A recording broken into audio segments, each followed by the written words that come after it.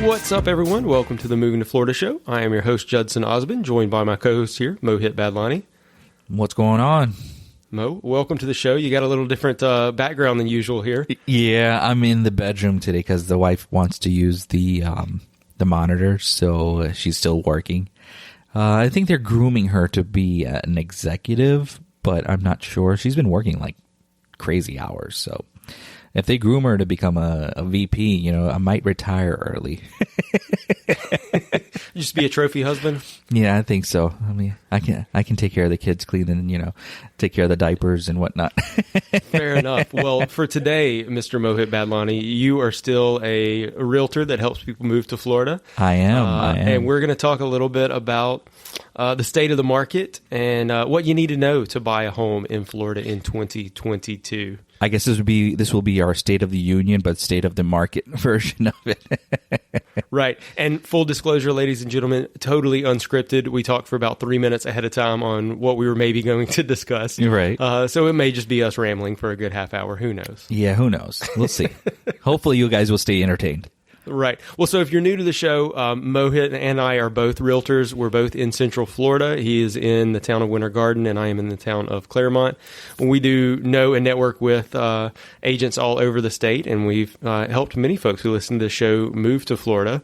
But we were just discussing how some things have changed, some things are still the same, and I thought this would be a good topic, just talking about what's going on in today's market and not just what you need to know about buying a house, but kind of what the funds and timeline and all of that. I think we've done it on the show before, but yeah. We thought it would be a good topic to bring back. Yeah, a good topic to bring back. It'll be a refresher for both of us and for our audience as well. It'll be a good refresher what it's like to purchase a home in Florida versus their home state. So that'll be a good comparison for that. And let's go. What we got? Yeah, absolutely. Well, so first off, one thing that I hear a lot is that the market is shifting or that the market has shifted. I do get a lot of people asking me, hey, are there more price reductions going on now? Which in the short answer to that is yes, there are. Yeah. But it's a more nuanced answer, I think, than just, yes, there are more price reductions. Yeah. But where are the price reductions coming from? Why are they going down? So that's the big question you should be asking. Why are they going down? Right. Well, so I think the important thing to point out is that for the last 2 years, year and a half maybe, sellers have been able to get away with overpricing a home. They put it out there at more than the market value and still got that price as long as it wasn't something insane. Yeah. Because homes were going over the asking price already. Yep. And we saw just this astronomical climb in prices where, the last home in the neighborhood sold for $40,000 more than the one before it. And so now Mr. Seller comes out and says, well, I'm going to put another 40 on top of that. And I mean, at some point they were getting that and then getting over that asking price. And it was just, it was a really crazy market where, buyers were getting 25, 30 offers on the first weekend on market. Yeah. People were waiving appraisal contingencies. People were waiving inspection periods even, and we're just all of that stuff has pretty much gone away. That stuff's not happening anymore. Yeah. We can safely say that. Multiple offers are still happening if it's a good property and it's priced right. Yeah. Homes are still selling over asking price sometimes if it's priced right, if it's a nice home and it's priced right. Right. But we definitely are seeing price reductions on those homes that maybe come to the market a little overpriced. Yeah. They're not getting away with that anymore. That's where we're seeing the price reductions. Yeah. So this is also becoming an anomaly for, or a challenge, I might add, for appraisers too, because they have to go back and see, okay, what did this home sell for? But 6 months back, this home sold for $60,000 or $70,000 above list price. So now they're going back and saying, okay, now we can't value the same home at that same price. You know what I mean? Not saying that your value of your home has gone down. The value of your home is still very strong in this market. Your home values are really, really good, really strong. It's just the market value has shifted. The market value has changed. The demand has changed. So going $40,000, $50,000, $60,000 above asking price is that what I would say is now very less common, or doesn't. It's not even happening anymore. So, I mean, don't think that your home, that if you're planning on selling, that your home value has dropped. No, your home value is pretty strong still. It's just that the market demand and the market value has come back to normal. Yeah, definitely, with the increase in interest rates, we've seen a decline in demand. Now, don't get me wrong, people are still moving to Florida. Yeah. They definitely are, but when interest rates go from 3.5% to 5.5%, on a $400,000 loan, that's a big difference. That's several $100 difference in your payment.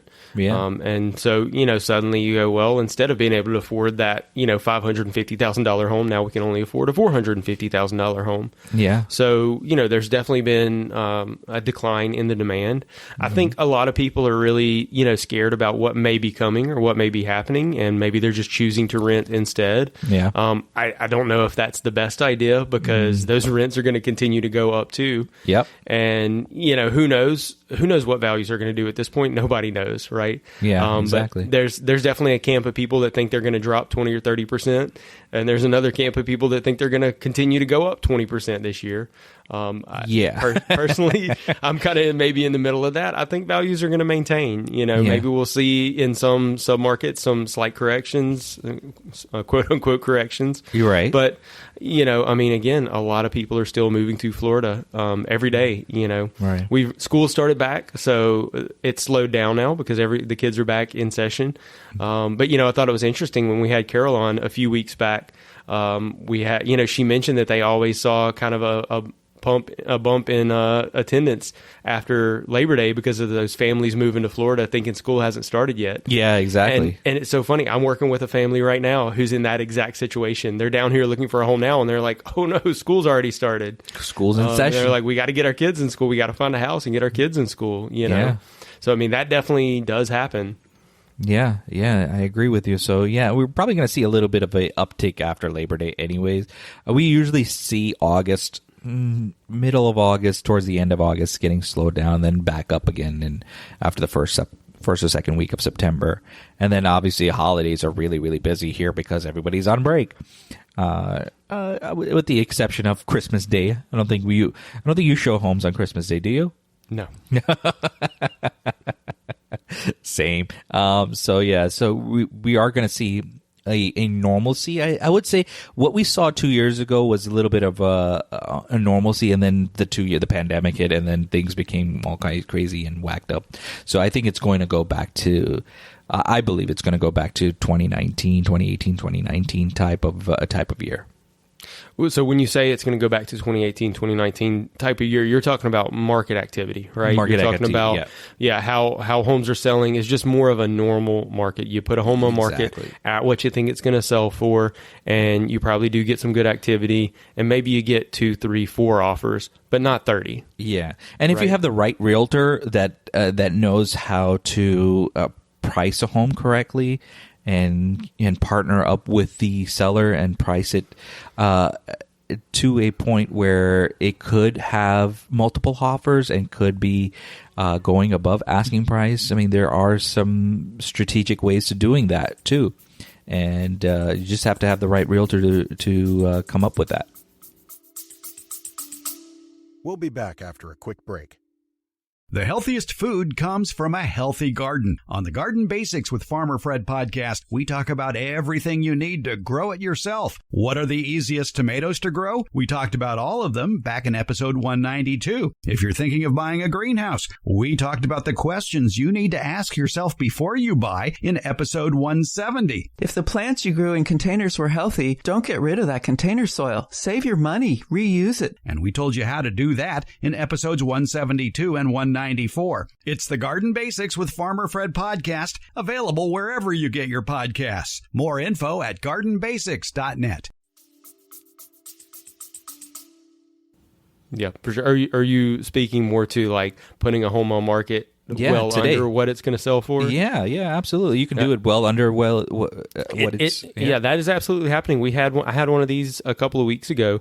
There's an agent in our area that sells a lot of homes, and that's a common strategy he uses. I've actually spoken to him and asked, like, how do you convince the seller to put it on market for $25,000 less than what it would realistically even appraise for today? Right. But I mean, it happens. So I had clients that were interested in this home, and we looked at it, and I'm like, $598 is a steal for this home. Like, I said, guys, they wanted it at asking. They're like, we'll go in asking price. And I'm like, this is going to go over asking price. Yeah. And it did. I think it just recently closed. So it was more than a few weeks ago. I think it just recently closed. Anyway, it was, I think, $25,000 over the asking price is what it ended up going for. Exactly. And, but I mean, realistically, if he had put it on market at that price, that's still what it would have gone for. Yeah. But probably doing that too, the seller probably got better, more favorable terms than maybe they would have. So, I mean, maybe there is something to that. Yeah, there's definitely something to that. I know a lot of people in Canada and stuff do that a lot. I know a lot of people from other states do that a lot. I just don't see it that often here. But you do see it every once in a while. You have a few very, very savvy realtors that will do that. And they won't go $100,000 less than the value of the home. That's just nonsense. And I'm not going to name names, but I saw a few realtors doing that as well and making it like an auction type when the home wasn't under auction or any kind of short sale or foreclosure. Right. You cannot do that. That's misleading. Yeah. Okay, let's talk about appraisals, Mo.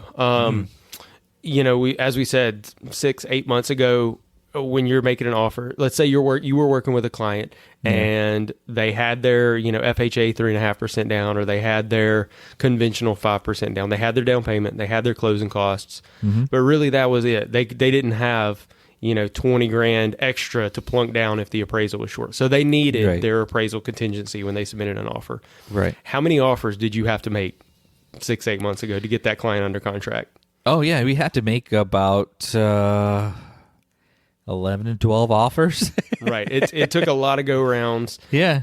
To get that client under contract that just absolutely had to have an appraisal contingency. Yeah. And then it was not easy. Exactly. And then they either had to sacrifice something from one home to the other home because like, oh man, the home in this house has a gourmet kitchen. Well, this one doesn't have a gourmet kitchen, but has better countertops. You know what I mean? So there were certain things that the client had to be like, okay, you know what? I will sacrifice this just to get into a home. Yeah. So maybe even that client, that buyer did not really get the home that they really loved because that home that they really loved, somebody that was willing and able to waive their appraisal contingency got it. Yeah. Mo, has that changed today? Yes, 100%. Yeah. It's a complete 360 turn. 180 turnaround. I wouldn't say 360, 180. Yeah, so definitely a lot easier to get an appraisal contingency accepted with your offer. Yeah. Especially if you're coming in at the asking price and it's a number that makes sense and you feel like the home's going to appraise, not really getting any pushback on an appraisal contingency now. Yeah. So that should be something comforting to you guys that are looking to move here, that knowing that you should be able to get a home under contract as long as it's not some crazy scenario, you should be able to get your appraisal contingency. So, you're not overpaying for the home. I mean, that's ultimately the appraisal is the bank's way of making sure that they're not over lending on the home, but it also keeps you from overpaying on the home. And that's definitely far easier. And then inspections too. I mean, same thing on inspections. We were seeing people being asked to waive inspections, or the listing agent would suggest, hey, if they really want it, they should waive inspections because this other offer did or whatever. Right. Or shorter inspection period, 2 days, 3 days. Like, how are you going to really get an inspector in there in a day or two unless you know somebody? Right. Yeah. So we're definitely, we're still being aggressive on our inspection periods. I mean, realistically, 5 to 7 days is plenty of time. Yeah. On our Florida standard contract, 15 days is the default. If you don't fill in the blank, it's 15, days. Yeah. That's but way too high. For years, we've been doing 10 days. And over the last couple of years, we reduced that further to, I typically do 5 to 7. Yeah. I mean, it depends on the client, depends on the home, how quickly we can get things scheduled. Depends on the weekends too, because the weekends, if your time period, if your 5 days ends on the weekend, you actually get until Monday at 5 p.m. Right. Unless Monday's a holiday. Yep. Then you have Tuesday. To look out for. But yeah, so usually 5 to 7 days is plenty of time. So it varies depending. If you got septic, maybe you need a little extra time because you got to have a septic inspection. There's other variables. Yeah. But generally, we're not getting pushback doing a 7-day inspection period. Yeah. So that part's gotten easier too. Mo, what else do we have on kind of the market and where it is right now? And before we go in that, just going back to inspection as well. You got to tell your buyer you have to be in the seller's shoes sometimes, not all the time, but sometimes. But like, let's say you do cancel because of some kind of inspection issue, and do you really want to make them wait 14, 15 days, or would you want your home back on the market because that inspection didn't go as well as you wanted to? You know what I mean? You don't want the seller to sit there for 15 days. They lose that time period that they could be showing the home to other potential buyers. Yep, absolutely. Now go back into question. What was your question again? So what else are we seeing as far as the market today? Because I know here in a minute we're going to go into, what are the expenses of buying a home in Florida in 2022? What does that kind of look like? But any other thoughts on the market and where we are? What other things we're seeing going on that have changed over the last, let's say, 2 to 3 months? Yeah, we're not having those speed closings, the 20 days, 21 days closings anymore. We're going back to 30 to 45 days of closing, which is normal. The other thing I'm noticing is those kick-out clauses, those backup offers. Those are becoming a little less and less frequent as well.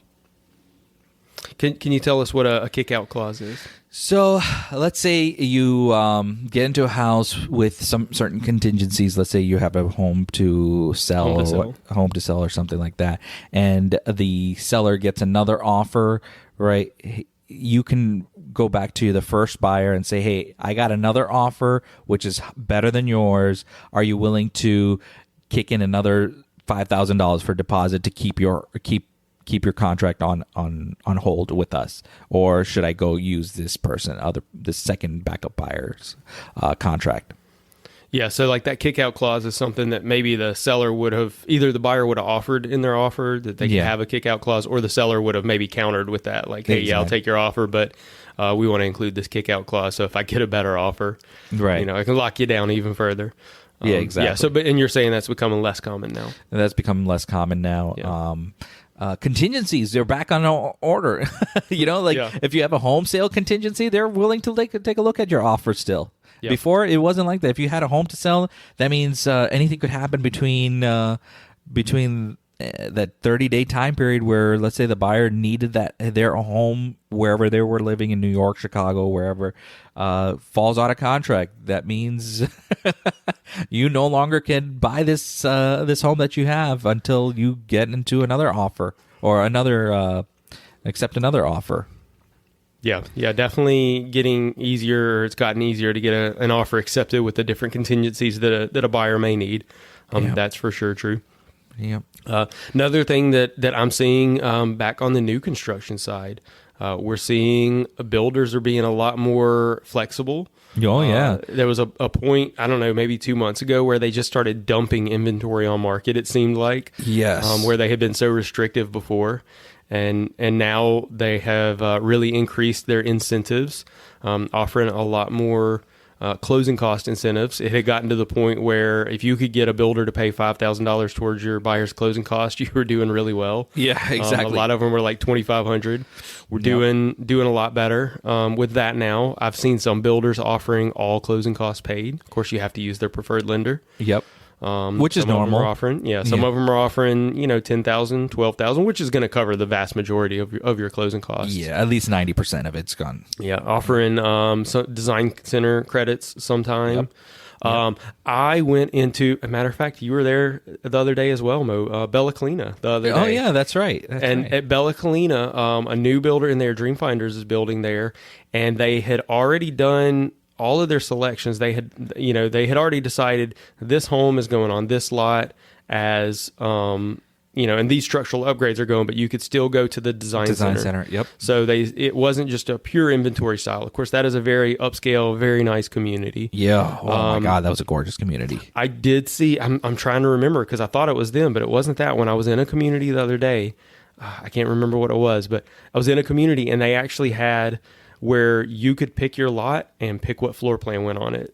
And I think it's been 3 years since I've seen that, where you could pick a lot and pick the floor plan. Of course, there's limits because certain floor plans won't fit on certain lots, but you had options. You had options that we haven't seen in years. Yeah. Those options are starting to come back around. Like you said, some new construction builders are also buying down your rates too.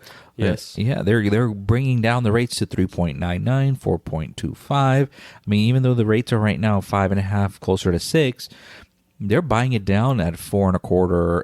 Obviously, you have to qualify, but most people are qualifying for it, and they're getting that 3.99. They're getting that 4.25, which is still fantastic interest rates. Yep. So absolutely. they are doing that, and on top of that, they're giving you like $15,000 towards closing costs and $12,000 towards closing costs, or whatever the case might be. Yeah, you're getting a lot of incentives, and you're getting inventory too. So you don't even have to wait that long to get into your new construction home. Yeah, you could there are homes that could close in 2 months at that Exactly. 3.99. Yep. Exactly. Hey, you want to be in that house in October? You got it. But you know what? You're in the mercy of whatever lots they have that house that you're looking for is on there. So if there's a specific lot that you want and they're not building that house, you're not going to get that lot. We'll be back after a quick break. Hello, I'm Imogen, and I have a story to tell you. It concerns rabbits, a couple of cats, a fox, and something called a slow loris, which is a funny-looking primate with big eyes. The story in question has a kidnapping, a daring escape, and later I think there's a cow made of chocolate. Oh, and the story is called Molly Whiskers and the Blue Tentacle. And there's more info about the show at mollywhiskers.com.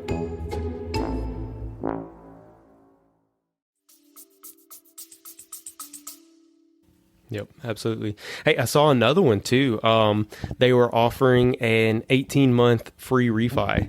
So you could do a refinance in 18 months with no closing costs on that refi. So they said if you're worried, if rates are going to come down in 18 months, then you can refi. You don't have any closing costs and you get the better rate at that point.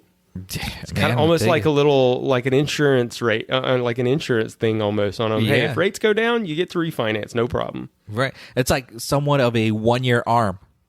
Adjusted rate mortgage. Well, but it'd be adjusting down. Right? It'll be adjusting down. If it goes up, you don't have to refinance. Exactly. Yeah, exactly. If it goes up, you don't have to refinance, and you're glad that you got the rate that you did. Right. Exactly. Yep.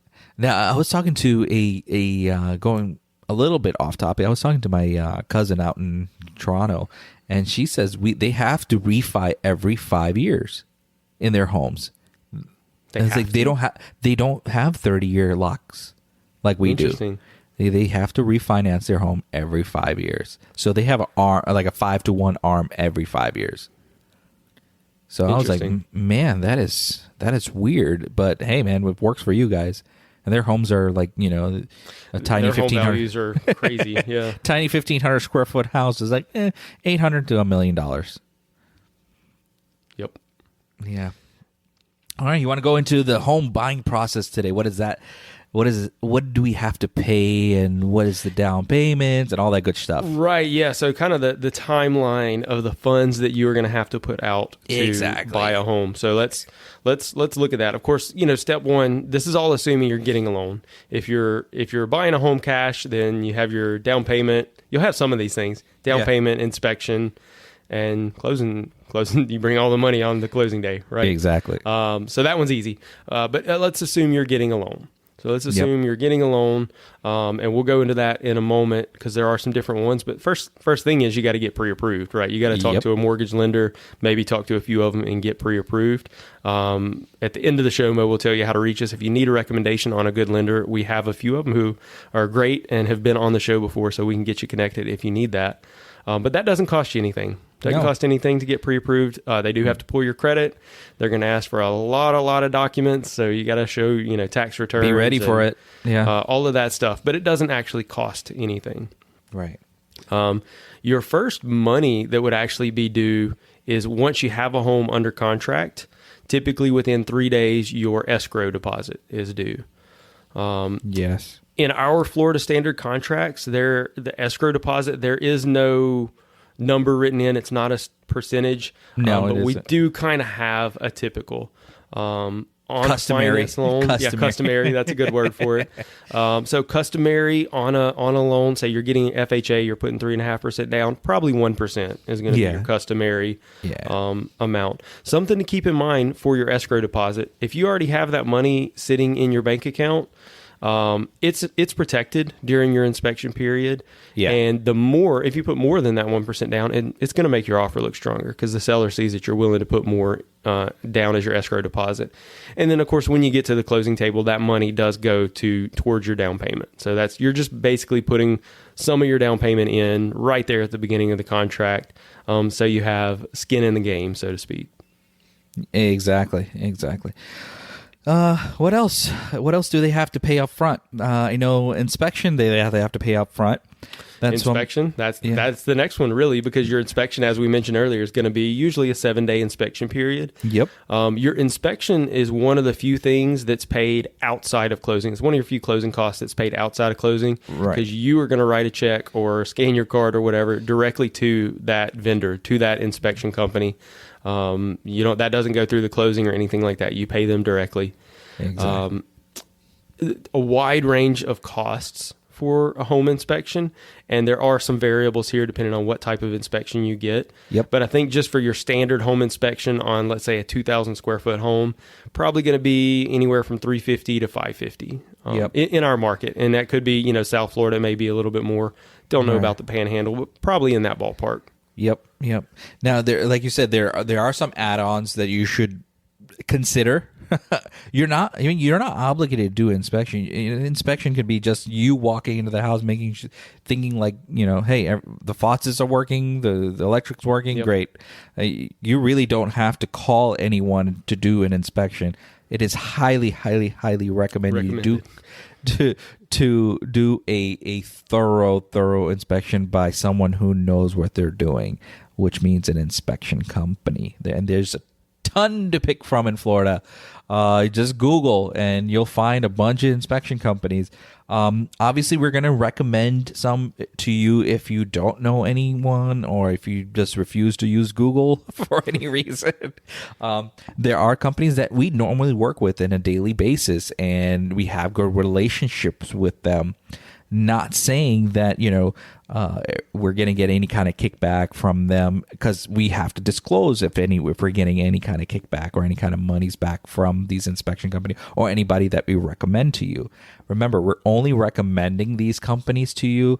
We have zero partnerships with them as far as getting any kind of incentive or kickback, a bottle of wine every once in a while, like a bottle of scotch from them, because all the business I've been giving them, but I don't ask for anything. You've gotten scotch from inspection companies? Man, I got to find some new inspection I have companies. not gotten scotch from any inspection companies. No, I have not. Okay. So your inspection, we got a little off topic there, man. We told you we are going to have a little fun with it.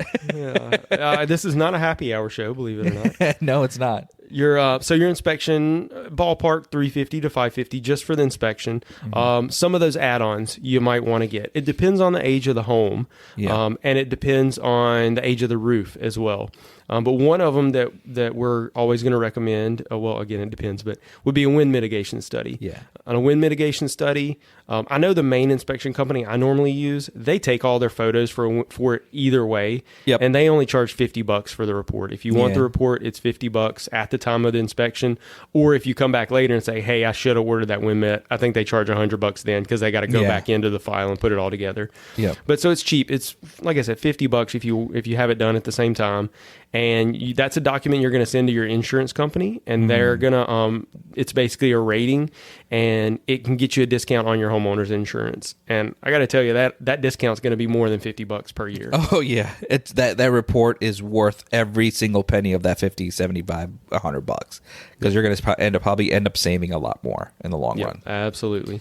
Another one is going to be your 4-point. Typically on older homes, if it's a newer home, I don't know what the number is. I have a cheat sheet somewhere for this. It's not in front of me, but on older homes, let's say older than 2005, somewhere in that range, you're going to want to get a 4-point inspection.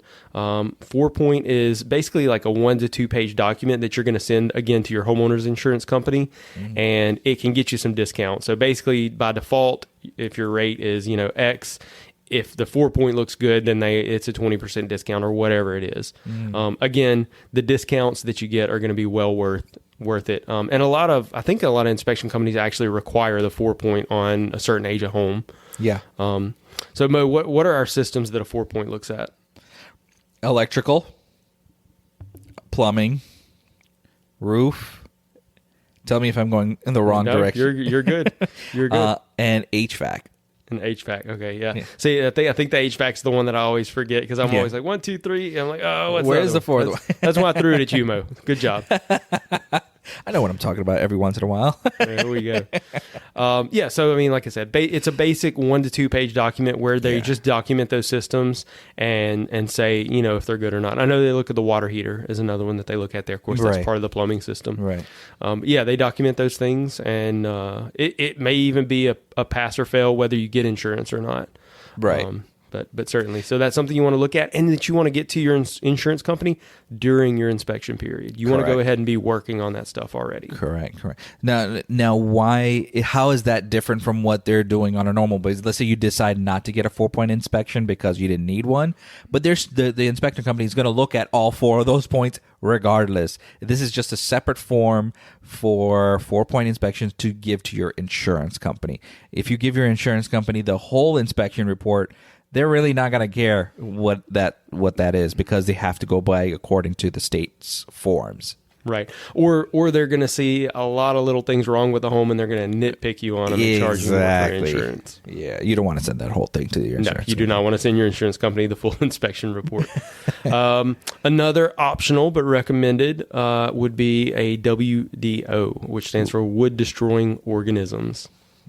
Which would be like termites. Yes, termites are definitely a wood-destroying organisms. Yeah, but there are so many more. Yeah, we do have others here in Florida.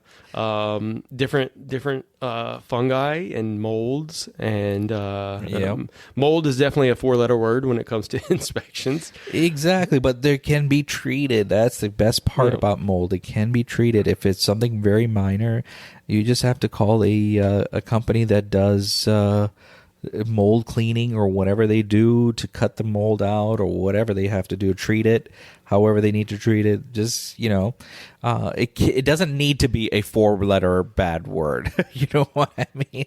But, at the same time, it could be in a serious condition. Some of these wood destroying organisms like mold could be hidden in places where you would normally see it in your daily walkthrough of your home. Yep, for sure. So wood destroying organisms, not a required one, but definitely a good one to have. Exactly. And a lot of times that has to be done by a certified pest company. Yep. So there are inspection companies that are certified to do both, but sometimes if your inspection company's not, you might have to bring a different vendor in for that. Another inspection that you might have would be septic. If you're on a septic tank instead of a public sewer, then you probably want to get that septic tank looked at, unless maybe the seller shows that, hey, we just replaced it or whatever. But generally, you're going to want an inspection company to look at that. Those are pretty cheap. I think the last one I had was only like $150. Yeah.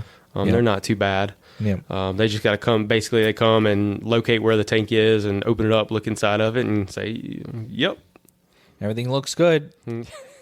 Or it smells bad, but it looks good. That's better than what I was going to say. There we go. Yeah, it looks like. We're a clean show, folks. There is one more. There is one more inspection you should do if this home has it. A pool inspection. There you go. That's you got to do a pool inspection. If that most homes in Florida, I wouldn't say most, but a lot of homes in Florida have pools, have in-ground pools. Go get it checked out. You never know what's happening in that pool. You might be a leak in that pool. It might have mold. You never know. You got to check out the pump. The pump could be 40 years old. We have some houses that have pools that are 40, 50 years old. If a home has a pool, make sure you do a pool inspection on that home. Yep, absolutely. So your inspection, depending on what you do, it may run anywhere from $350 up to maybe $1,000 if you kind of have to do all of the above. But I mean, that's money well spent to make sure you aren't buying a problem that could be far more expensive than that. Yeah. We spent 10 minutes on inspection alone, bro. There we go. And it's only the first 7 days of being in contract. Yep. Well, and I mean, really, most of your money that's going to be due before the closing day is due within those first 7 days. So you got your escrow deposit, you got your inspections. Yeah. Up next comes appraisal. Yeah, which is out of pocket as well. But we don't collect that. Insurance company doesn't collect it. There's only one person that collects it, and will collect it from your debit card, credit card, is the lender. Lender will collect it. Now, folks, I know a lot of people are very skeptic with this appraisal stuff. The lenders do not know the appraiser that is coming to your home until after they have been contacted. Right. Well, so basically there's a middleman on this. There's an appraisal management company. So the lender orders the appraisal from the appraisal management company, who then assigns it to an appraiser.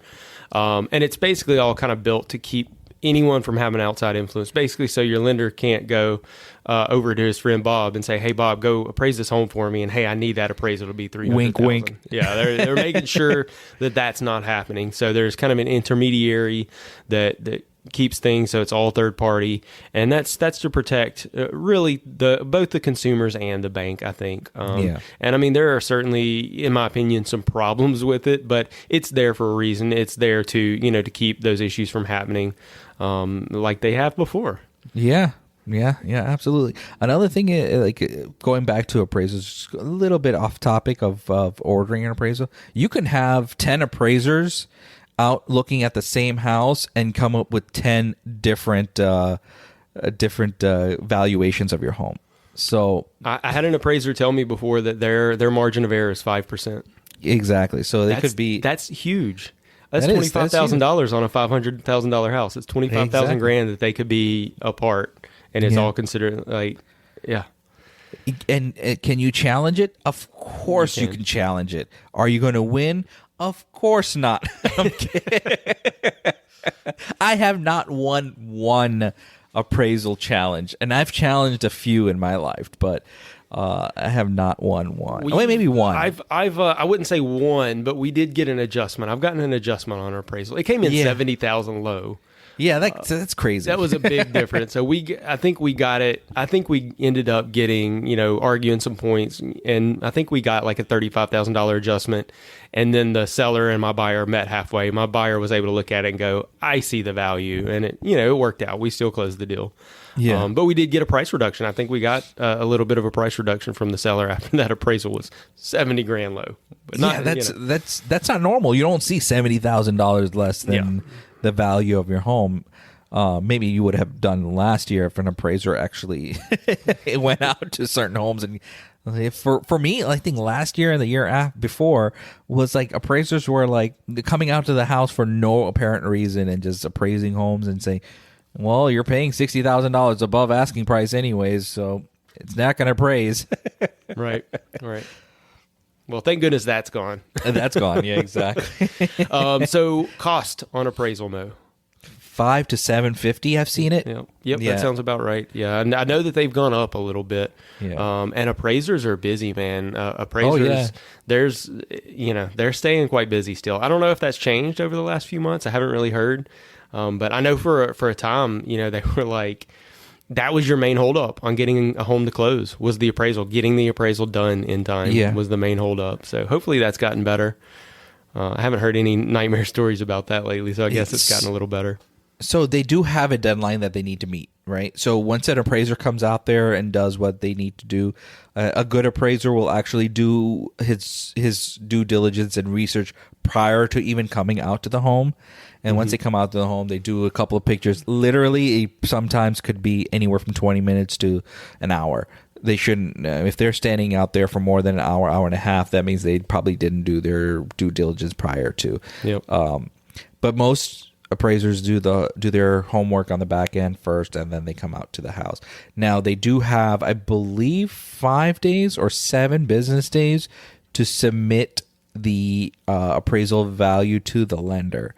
So if your lender is taking their sweet time and ordering the appraiser, it could literally be the last week or 2 weeks of your contract. So most lenders, most good lenders will order the appraiser within the first few days of going into contract. Yeah, and typically they're going to wait till you get through with your inspection, because they want to make sure that everything's good on your inspection, so you don't waste that money, because once it goes to the appraisal management company, it's gone, even if they haven't done the appraisal. So that's, they will wait till you've done your inspections, unless you're really confident that, everything's going to be good on inspections. And generally your lender's going to, speak to you about that. Right. But yeah, I did have one. I had a VA a little while back that was... we did not get the appraisal until what was supposed to be our day of closing. So he was way past the deadline. And, I asked our lender, I said, what's, the deadline was here. He missed that. Like, what's the, what kind of problems does he face because of that? And they said, well, we will and have reported him to the VA, and he probably won't get any VA work again.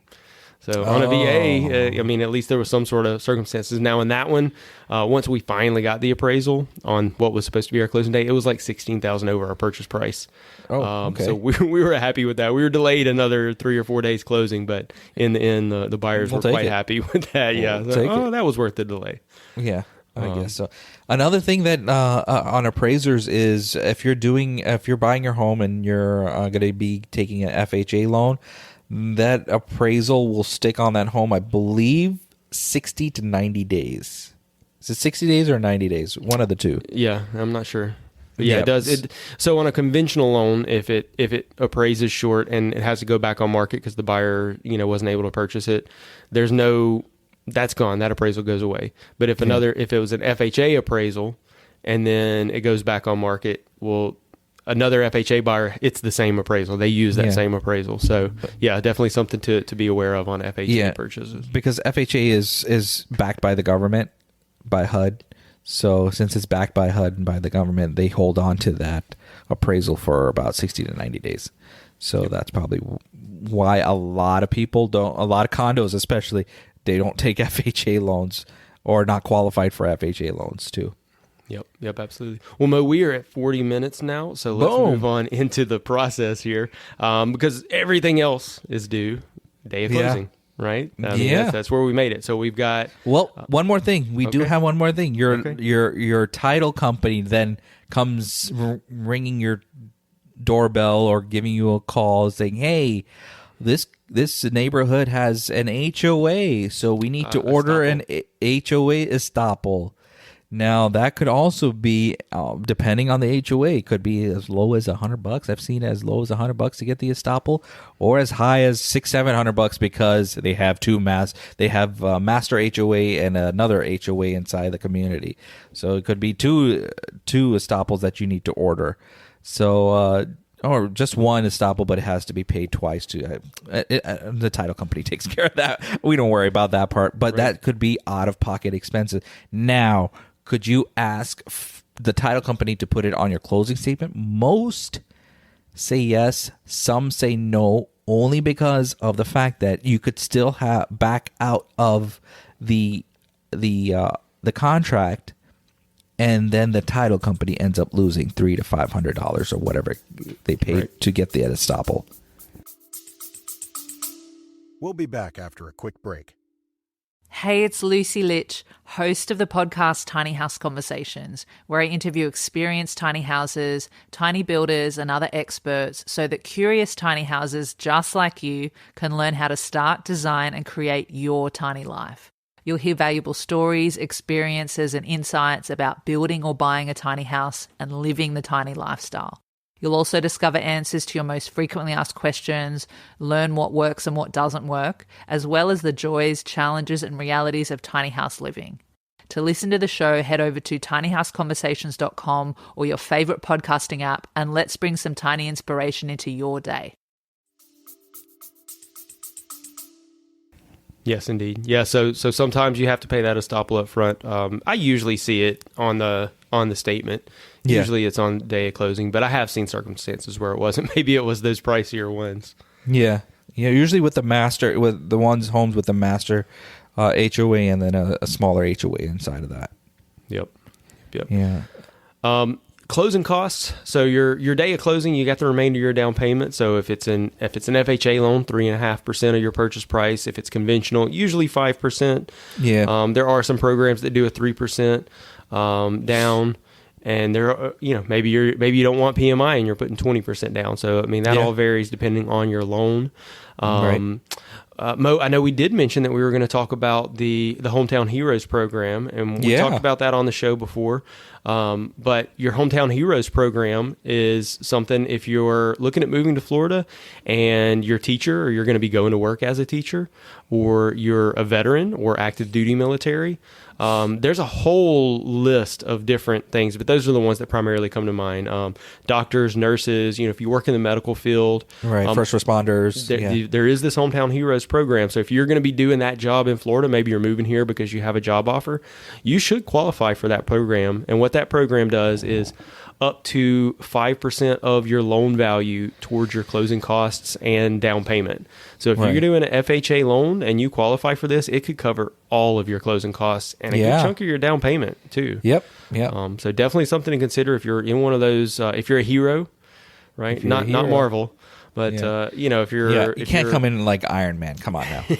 Then the down payment's probably not an issue if you're Iron Man. But No, it's not. if you're military, if you're in the medical field, if you're a teacher, and there's some other things around that, we could maybe put a list up on our website.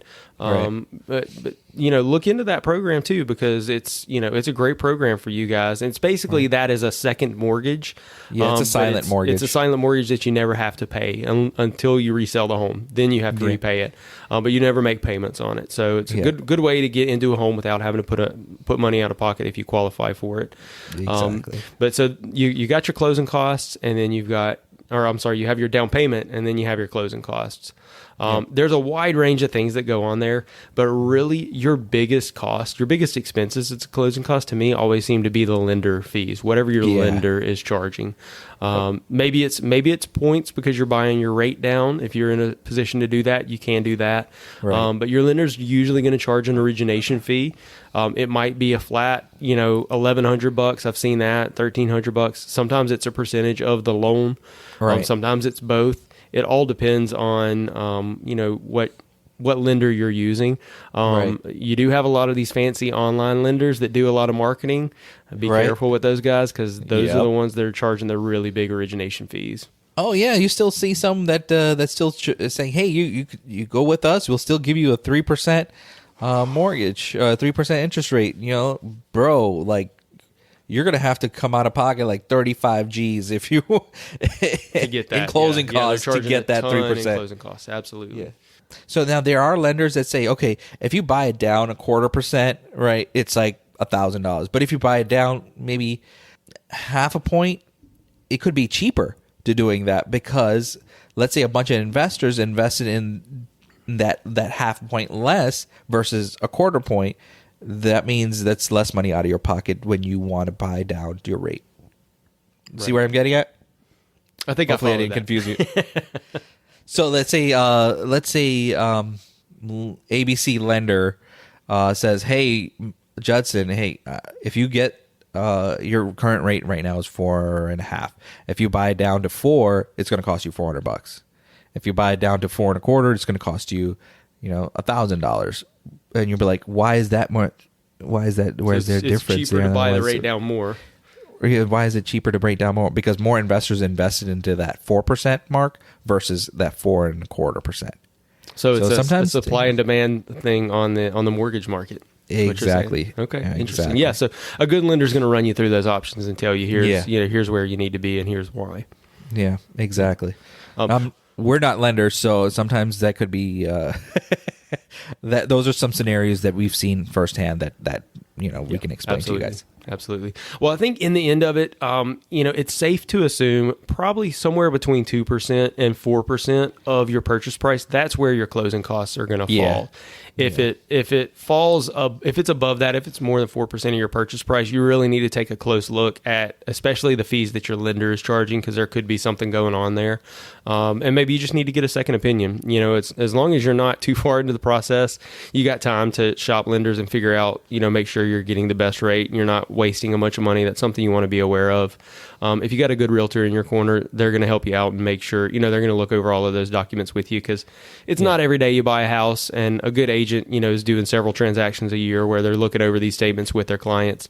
So we're kind of used to, the different rates and fees, and we can help explain that. But you do have some different taxes. I think we're not going to go into detail on that, because we'd end up being a 2-hour show. But you do have some different taxes that are in your closing costs. Government fees, taxes. Fees, recording fees, and HOA. Sometimes you do have a buy-in on your HOA, and sometimes those are maybe even a few $1,000s depending on the HOA. Sometimes they're $500. Sometimes there's not one. You just have the estoppel and your monthly fees. So that is there's a lot of variables, is what I'm getting at, but usually between 2 and 4%. Yeah. Mo, you got some anything else on that? Some prepaids on there. Yeah. Let's say a lot of these lenders, or most of them, say, hey, if you close in September, you get to skip October and pay in your first mortgage in November. That sounds all great. It's all fancy. It's just the words they're using. You're paying that for your prepaid interest. You paid prepaid interest anyways. So granted, you start your first mortgage payment in November if you close in September, but you've already paid into October. And I'll surmise that again too, Mo. So when you close, as Mo said, in September, your first mortgage payment's not due until November, but you do pay all of October. All of the remaining of September from, say, if you close on the 15th to the end of the month, plus all October, you pay that interest for that time period as a closing cost. It's a prepaid. It's a prepaid. Other examples of prepaids would be your homeowner's insurance. Your homeowner's insurance company is going to collect the full year of insurance out of closing. So typically that's a closing cost you pay day of closing. Right. There are also your escrow accounts. Your escrow accounts are another closing cost that's a prepaid that you're paying. Basically, your lender is collecting to pay your taxes and to pay your homeowner's insurance. They might collect, depending on time of year that you close, several months worth of those escrow reserves that you pay every month to pay those annual bills that come. You could opt out on the taxes going to escrow. You could opt out from your insurance company going into escrow. You could say, hey, you know what? I'm going to pay these out of pocket. But at time of closing, you're still going to have to pay for them for part of your closing cost. Absolutely. And I think it depends on your lender too. Some lenders will let you opt out. Some will not. Yeah. So, just be careful. Or go with the right lender. There you go. If you want to reach us, when Mo wraps up here in a minute, you'll get all the details on how to reach us. If you need a good lender, if you need a good realtor in Florida, definitely reach out to us. But I think, Mo, before we wrap it up, let's just real quick go back through those costs that we talked about. So let's do it. Your escrow deposit is your first one, typically 1%, maybe 2%, depending on your loan, 1 to 2% of your purchase price. Right. Inspections. Anywhere from $350 for the very basic up to maybe $1,000. Yep. Appraisal. What do we say? $500 to $750. Usually, depending on the size of the house, but it could be a little bit higher, it could be a little bit lower, but usually I would say average of $500. Yeah. Yep. And then your estoppel fee, if the title company doesn't pay it on your behalf and collect it at closing, your estoppel fee, which could be $150, it could be $750, depends on the HOA. Exactly. Yep. And then day of closing, the remainder of your down payment plus all of your closing costs, which is going to be roughly 2 to 4% of your purchase price. Again, a lot of variables there. Does that sound fair? Sounds fair. Well, hopefully we made that clear for you guys and went into a little bit of detail on each one of those, which I enjoy. Yeah, absolutely. Right. I think this was a good topic for now. If anything wasn't clear, guys, feel free to reach out to us. Let us know if there's anything we need to go back over, or even if you got a good suggestion for another topic on the show that's somewhat related to this or tied into this. We're happy to take your suggestions. We're always looking for great guests to be on the show and for new content. Mo, this even has me thinking, I think we need to get an inspector on the show. Oh, I know a few we can call. There we go. Let's try that out. Maybe we'll have that coming up for you guys soon. I have some inspectors I can recommend to you. There we go. All right, guys, we want to hear from you. You can reach us at our Moving to Florida show hotline by dropping a voicemail or texting us at 407-900-5859, or drop us a DM on Facebook or Instagram at Moving to Florida Show. And for Twitter, our handle is at Moving to FL Show. If you'd like to connect with us, if you have any questions, or if you need a realtor in Florida, you can reach us at movingtofloridashow@gmail.com. Be sure to subscribe to the show if you like our content so that it would automatically download to your device and get you one step closer to moving to Florida.